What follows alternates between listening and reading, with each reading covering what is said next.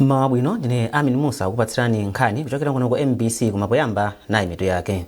Munkhani yathu yoyamba, bungwe la zachuma la International Monetary Fund IMF lati lithandiza boma la Malawi pa ntchito zina zachuma. Nduna ya zachuma Joseph Mwanamveka anena izi pomwe amalankhula pa za ulendo wawo wa mdziko la America kumwe anakachita msonkhano ndi akuluakulu amabungwe a IMF komanso banki yaikulu pa dziko lonse ya World Bank. Barbara Mwandira wadza ndi zambiri mu ripoti ili. Dziko la Malawi lakhala likukumana ndi mavuto osiyanasiyana a zachuma.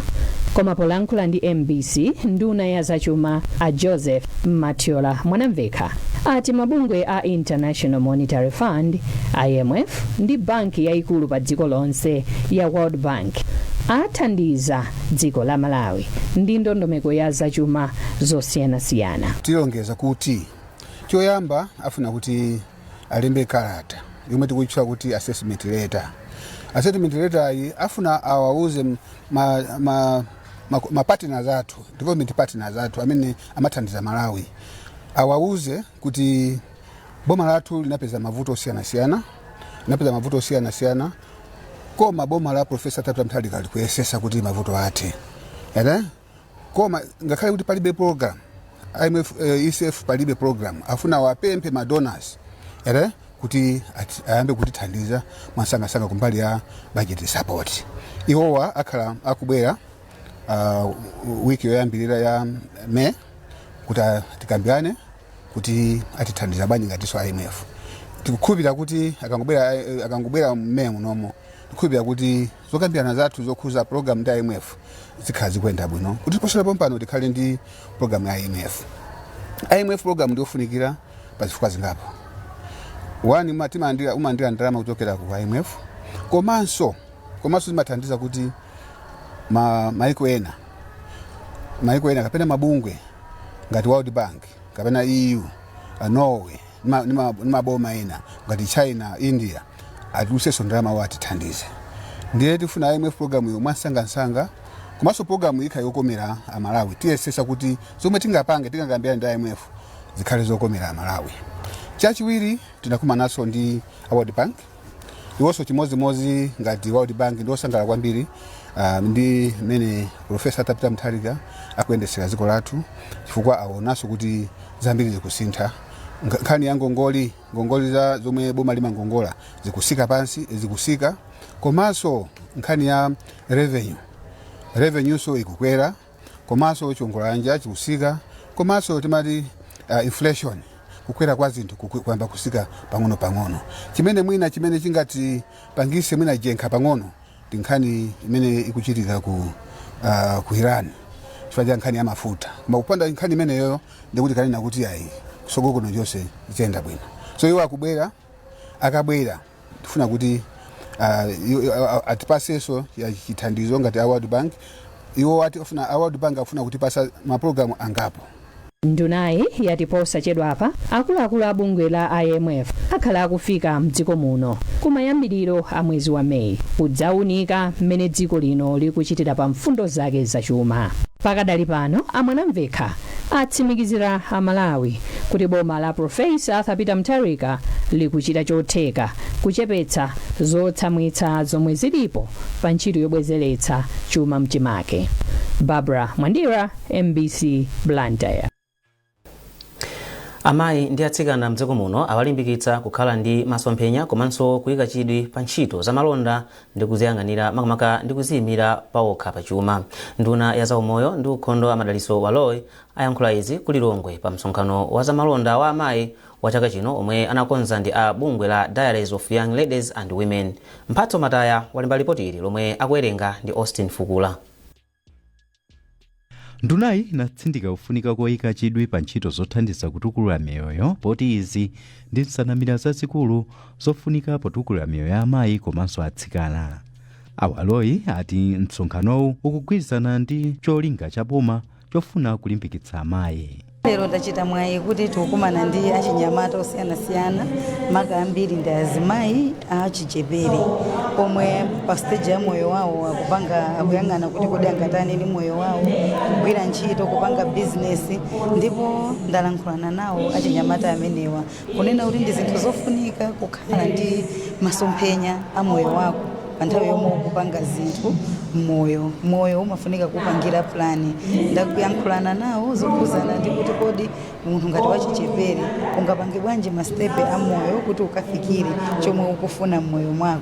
Ine ndi mmodzi mwa aphunzitsi omwe pena ndi pena ndimakonda kucheza ndi achinyamata ndi achitsikana kukamba nawo zokhuzana ndi moyo wawo. Ndelero ndinachita mwayi umenewo kuti ndilankhulane ndi anzangawa zokhuzana moyo wawo. Ndizofunikira kwambiri chifukwa moyo wa masiku ano for you kuti uzakhale munthu wazika yokhazikika yoziyimira pa yokha, atsikana oti azakhale oziyimira pa okha, ozidalira komanso oti dziko lathu lizathe kudalira monga mene president athu akumapangira kupanga empower achinyamata zikugwirizana zili in the same line kunena zokuti anthuwa aziwe kuti kusogoloko kuli masomphenya, dziko likuwadalira, mafamily zawo akuwadalira, community ikuwadalira. Ndi zinthu zofunikira kwambiri kuti aziyang'aniridwa komanso kuthandizidwa moyo wawo kuti ukhale wa masomphenya. Oyimira bungwe la United Nations kuno ku Malawi Alete Chiwala anavomerezana ndi awaloyi ponena kuti chiwerengero cha amayi mdziko muno ndi chachikulu kuyerekeza ndi abambo, ndipo ngati dziko litakweza miyoyo ya amayi chitukuko chitha kupita patsogolo. Atafaswa Mangaka wapa mpando woona bungwe la Dialogues of Young Lady and Women anati khumbo lawo ndi kuona amayi ochuluka ali ndi umwini wa malonda osiyanasiyana. Iwo alonjezanso kupereka thandizo la ndalama kwa amayi amene ali ndi upangiri wabwino pa malonda. Msonkhanowu kunafika magulu osiyanasiyana monga bungwe lotolera msonkho la Malawi Revenue Authority, makampani a insurance, amayi amalonda komanso ophunzira kuchokera ku sukulu za ukachenjede zosiyanasiyana. Kumapeto kwa mwambowu ophunzirawo analandira ziphaso chifukwa chakutenga nawo mbali pa msonkhanowo. Boma lati layika chidwi chake potukula amayi chifukwa ndiwo amathandizira pa chitukuko cha dziko komanso kupititsa patsogolo mtendere mdziko. Nduna yona zoti pasamakhale kusiyana pakati pa amayi ndi abambo, ana komanso ulumali ndi chisamaliro cha anthu, Mary Navicha anena izi ku Lilongwe pa mwambo wa mapemphero a Chingerezi a amayi pa dziko lonse. Margaret Mapando ali ndi zambiri mu ripoti ili.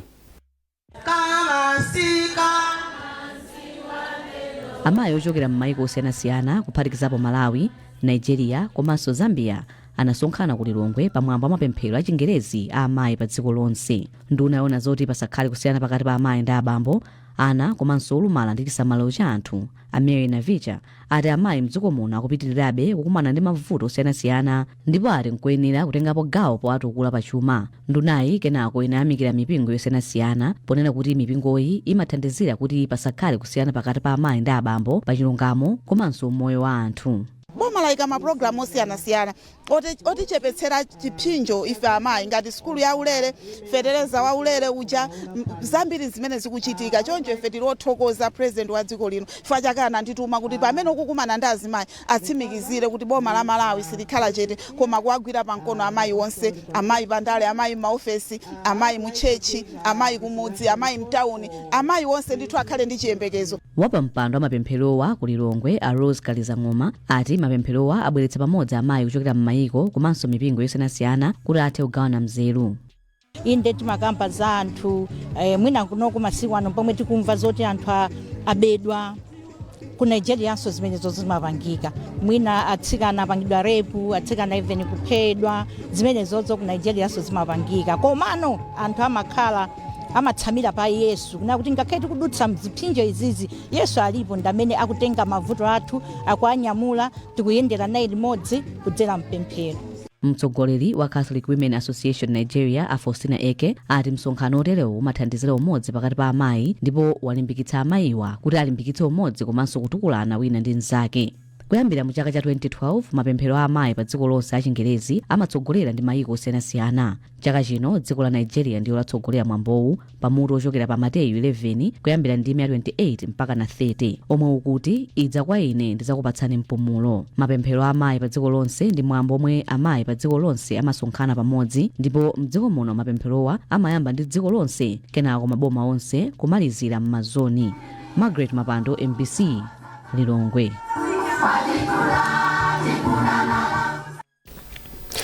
Anthu amboma la Balaka ati akudikira mwachidwi kumaliza kwa ntchito yomanga msewu wa Mangochi 10 off mpaka Nsipe omwe akuti kwa nthawi yayitali panalibe chidwi choukonza komanso kuukulitsa. Emmanuel Twala akutipatsira zambiri za nkhaniyi.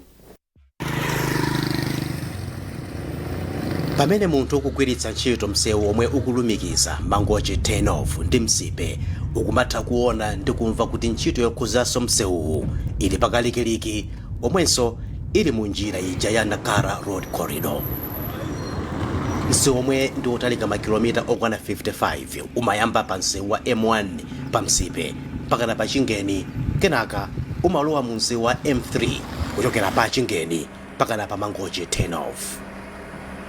Malo amene anandipatsa chidwi kwambiri ndi awa omwe ali pa msika wa Chiyenda usiku ndi anafumu yayikulu Msamala, boma la Balaka, pamene pamayikidwa mlatho omwe umatchedwa kuti culvert.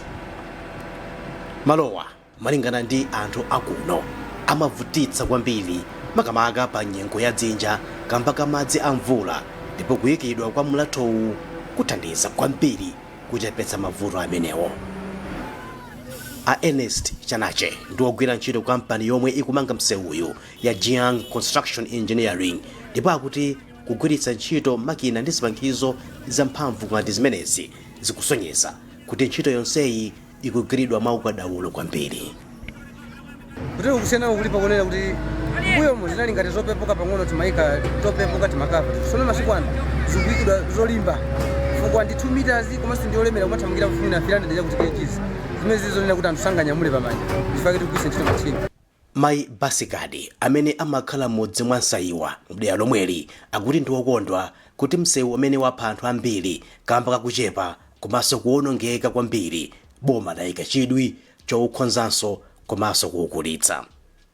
Msewu woyamba unali waung'ono kwambiri komanso unali ndi madzenje kukumbika kwambiri, ndeti yake ndi minibus kuti idusane makulana, ndipo magalimoto amachita ngozi pafupi olo munthu wa panjinga simangopa kuti munthu wakankhidwa, munthu wafa wakankhidwa, foti munthu waiti ayende panjinga msewu unachepa kwambiri. Ndiye kubwera kwanu tikuona kuti msewu ndimene awuyezera wakula kwambiri, ukhala kuti anthu anjinga azidusa magalimoto awiri atakudusana opanda chifukwa chilonse. Pofuna kukhonzanso misewu ina ya mdziko muno yomwe yaonongeka kwambiri, boma la Malawi lapereka ndalama zokwana 39 billion kwacha ku makampani okwana 88 kuti agwiritse ntchito kukhonza ndi kumanganso misewu ngati imeneyo. Malo mankhani ndine Emmanuel Twala. Kumbukirani kuti mukuonera nkhanizi kuchokera kuno ku MBC, ndipo tiyeni tionenso mitu yake. Takulandiranso ndipo popitirani nkhani zathu, nduna ya zamtengatenga Jap Muhango yalangiza makontrakta omwe apasidwa ntchito yokonza misewu kuti agwire ntchito yabwino yomwe ipindulira Malawi. Iwo anena zimenezi ku Lilongwe pokazikitsa ntchito yokonza misewu ya chaka cha 2026 mpaka 2027. Isaac Jali ali ndi ripoti. Makontrakta oposa 30 anasonkhana mu mzinda wa Lilongwe kudzakambirana ndi nduna yona za mtengatenga a Jap Muhango. Polankhula kwa makontrakta lawo, a Jap Muhango anati kungopatula misewu yochepa yokha, misewu yambiri mdziko muno ndi yowonongeka kwambiri kamba kuti yakhala isakukonzedwa. A Jap Muhango ati ichi nchifukwa chake boma laona kuti ndi bwino kuti likonze misewuyo pozindikira kufunika kwa misewu pa ntchito zosamalira anthu ndi zachitukuko cha chuma cha dziko lino. Pamenepa a Jap Muhango anachenjeza makontrakta onse kuti pasapezeke kontrakta ogwira ntchito yosakhala bwino, atikamba kuti unduna wawo uli ndi mphamvu yolanda kontrakiti. Msewu muno ngati pali msewu watsala umene anthu matha kumayenda bwino ndi msewu ochoka ku Paliwonde kupita ku Mangochi, koma yonse msewu mdziko muno yaonongeka. Choncho lero lino takazira ntchito imeneyi, iyi ndi ntchito imodzi imene mukalinga manifesto a chipani cha DPP tilakati kukuza anthu pansi pa utsogoleri wathu Profesa Tapita Mutharika kuti tikatenganso boma tionse msewu tikonzenso. choncho ntchito imene tikuyamba lero lino undi ulendo umene tayamba tifuna tikamaka fika ku December chaka chino misewu ikhale tayikonzakonza kuti anthu aziyenda ku misewu yabwino magalimoto asaonongeke ngefo choti misewu yakumbika ndinokota kuchito imene lero lino tayiyambisa kuno ku Lilongwe. Choyamba aonetsetse kuti ntchito imene akugwira ndi yapamwamba choncho akagwira ntchitoyo chaka chamawa sabwereso pomwepo ndime tikalima tizichokapo choncho aonetsetse kuti ntchito imene akugwira ikhale yapamwamba. Chachiwiri aonetsetse kuti nthawi imene takugwirizana imene ayitsate. Ndipo ogwirizira udindo wamkulu wa bungwe la Roads Authority a Joel Longwe anati bungwe lawo lionetsetsa kuti makontrakta onse agwire ntchito modzipereka komanso mogwirizana ndi nthawi yomwe amvana. Contracts ayambira ku Nsanje kukafika mpaka Chitipa ena kota Lilongwe konseku each and every district kuli maintenance contracts.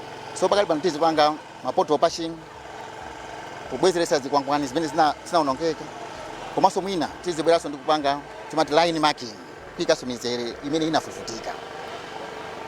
Ma projects ena ndafupi masiku 150 ena azitenga mpaka na 11 months. Imodzi mwa kampanizo ndi ya Wasi Civil Engineering ndipo mmodzi mwa akuluakulu kumeneko a Mustafa Hassan anenetsa kuti kampani yawo idzipereka kugwira ntchito yokomera boma ndi anthu a dziko muno. Ndi chilimbikitso chimene chilipo kuchokera ku boma kuti ndalama ali nazo tigwire ntchito ifeyo ntchito iyi tigwira mwansanga kwambiri. Malinga ndi misewu umene yaonongekera makamaka misewu umene titenga ifeyo wopita kusalimawo ndi msewu wofunika kwambiri kumbali ya chitukuko cha dziko. Pachifukwa chimene chocho ifeyo ntchito iyi tigwira mwansanga kwambiri. Within that 150 days mwina ife tigwira mwina ma 90 or chama 90 85 days kauti ntchito imene iyi tamaliza. Boma la Malawi layika padera 39.6 billion kwacha zogwirira ntchito yokonzanso misewu imene yaonongeka kwambiri madera osiyanasiyana a dziko lino. Pali chiyembekezo choti ntchito zonse zikhala zitatha pofika mu March 2027. Isaac Jali, MBC, Lilongwe. Bungwe lona za ulimi ni malonda a fodya la Tobacco Commission TC layamba zokambirana ndi kampani zogula fodya kuti limvetse zifukwa zomwe ogulawa akukanira kugula fodya mochuluka. Mneneri wa bungweli Atelfolas Chigwenembe auza MBC kuti zokambiranazi zayamba lachisanu. Zambiri mulipoti ili. Alimi a fodya yemwe sali pa mgwirizano kumsika ati ndi okhumudwa kamba kakuchuluka kwa mabelo omwe akhala kukanidwa. Izi zachititsa kuti nduna ya zaulimi a Rosa Mbilizi alamule kuti pakhale zokambirana ndi kampani zogula fodya kuti zifotokoze bwino lomwe zifukwa zawo zomwe zikukanira kugula mbewuyi. Mwazina kampanizi zati vuto lalikulu ndi kuchuluka kwa mlingo wa fodya yemwe walimidwa mchakachi. Malinga ndi Achigwenembe kampanizi zati zambiri mwa izo zinagula mbewuyi mochuluka chaka chathachi kotero zilikale ndi fodya wambiri. Chimene chikuoneka pamene tikukambirana ndi kampani zogula fodyazi ndi chonena kuti kampanizi chaka chatha zidagula fodya wambiri kuposa amene mwina amasowa kapena amene amafuna.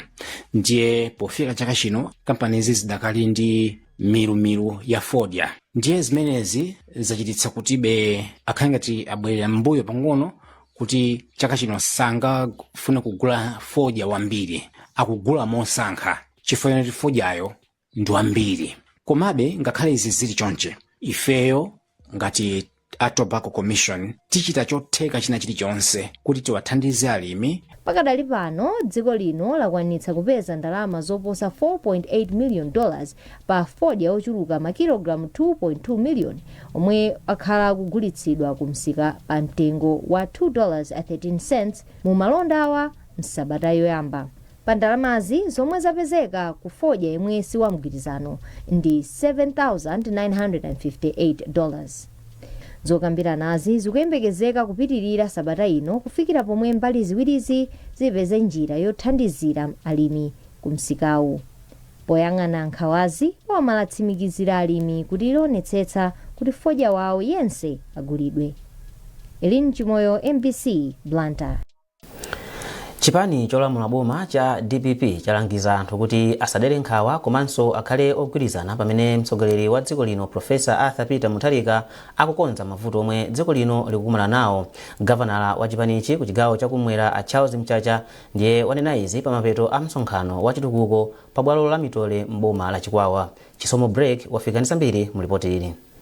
Msonkhano uwu cholinga chake chinali kufotokozera anthu zina mwa zitukuko zomwe boma linayika mu ndondomeko ya zachuma chaka chino mpaka chaka chamawa zomwe zichitike m'boma la Chikwawa. Poyankhula kwa anthu omwe anasonkhana pamalowa, Amchacha anati boma limanga msewu wa Chapananga komanso wa Thabwa Fatima ngati njira imodzi yopititsa patsogolo ntchito za mtengatenga ndi malonda. CS imene yatha imene Malawi Congress Party yazunza dziko la Malawi. Msewu wa East Bank ife wa DPP tunazawuyamba unayimikidwa msewu atabwera anachosa zina china chilichonse cha msewucho anachosa anapita nacho panopa mu budget yathu ya parliament itangomaliza kumeneyi mu budget imene msewu umene waikidwamo msewu wa Chapananga kunaluka bridge msewu umene ujaso upitirira mu budget waikidwamo andi mwina mutapita apo paboma pano pa Chikwawa mukaona kuti msewu wayambika zomwe zimene ina malonjeza DPP zayambika kuchitika choncho anthu mitima ikhale pansi chifukwa zinthu zibwerera mchimake Malawi apitirira kuyenda ngati kale. Amchacha analimbikisanso anthuwa kuti asadere nkhawa ponena kuti mtsogoleri wa dziko lino Profesa Arthur Peter Mutharika athana ndi mavuto omwe anawapeza mboma monga akusowa kwa mafuta ndi ena. Walimbikisanso anthu kuti akhale mitima pansi. Tinasankha Profesa Arthur Peter Mutharika ngati mtsogoleri wa dziko la Malawi ndiye khayo amene akudziwa mavuto a Malawi. Mwaona kuti chakudya chasika mtengo, zinthu zamba kuyenda bwino, sukulu ya ulere yayambika, nkhani ya misewu kuno kulowa Shire ndi ifuna kumayambika. Pali zambiri zimene president athu akufuna kusintha dziko la Malawi. Choncho anthu mitima ikhale pansi. Ndipo mawu ake wachiwiri kwa nduna za maphunziro a Francis Fole analangiza makolo kuti azitumiza ana awo ku sukulu ponena kuti tsopano ndi aulere. Taona kuti maklasi athu pano patsopano ndiodzaza ana akupita ku sukulu chifukwa chani? A president anachosa kuvutika kumene ana anali nako, kuvutika kumene makulu anali nako kufuna kupeza sukulu za ana. Komanso tikapita masukulu pano pa tikaonesa masukulu mwathumu mutakuona kunena kuti ma school management ikumatha kupanga plani zinthu zake bwinobwino ifa ndalama zonse zija akumazilandira pamodzi kusiyana ndi kale pamene ankazilandira mosiyana-siyana komanso muzidusa-dusa. M'boma la Chikwawa anthu oposa 20,000 mwa anthu 30,000 omwe analembetsa kuti azaponye chisankho anasankha mtsogoleri wa chipani cha DPP Profesa Arthur Peter Mutharika ndipo akuyembekezera kuti chipanichi chikwanirisa masomphenya ake achitukuko. Chisomo break, MBC Chikwawa. Mkhani za masewero, bungwe loyang'anira masewero mdziko muno la Malawi National Council of Sports lati lili ndi chidwi chachikulu chotukula masewero onse mdziko muno. Wapampando wa bungweli mkomiti yoyang'anira za masewero ndi chitukuko a Escort Chinula anena izi kumzuzu pa mkumano omwe bungwe lawo linabweretsa pamodzi makomiti oyendetsa masewero osiyanasiyana mchigawo chakumpoto. Ludovico Nyirenda wadza ndi zambiri. Oyankhula pa mkumanowo Achinula anati pomwe bungweli likugwira ntchito zoyendetsa masewero mdziko muno likudzindikira kuti mabungwe ambiri za masewero akukumana ndi mavuto. Iwo anati mavuto omwe makomiti a mchigawo chakumpoto anena monga kusowa mabwalo abwino za masewero, kuchepa kwa ndalama zogwira ntchito ku mabungwe, kusadziwika kwa masewero ena ndi zimene zikuchititsa kuti masewero adzilowa pansi. Kenako Achinula atsimikizira anthu mdziko muno kuti bungwe lawo lachilimika kufuna kutukula masewerowo. Mvesesa kwathu meta mvesera zikutionesa ife kunena kuti tikathandizana bwino pa ground mavuto amene tamva maganizo athu sonawonso atenga akunyamuka pano ndi chilimbikiso chonena kuti sport ikakhala yopanidwa yotuluka pamalo. Chifuno cha boma ili chifukwa kunena kuti anthu akakhale osimikizidwa kuti cholinga cha boma chikunati chikakwaniritsidwe. Ndipo mfundo zawo zimatha kulongosola akakhulupirira kunena kuti zikakwaniritsidwa kucholinga choti tikathe kupanga chomwe boma likufuna. Mmodzi mwa anthu omwe anachita nawo msonkhanowu kuchokera ku bungwe loyendetsa masewero anthu aulumali osiyanasiyana la Malawi Paralympic Sela Kayuni ati bungwe lawo lapindula ndi mkumanowo.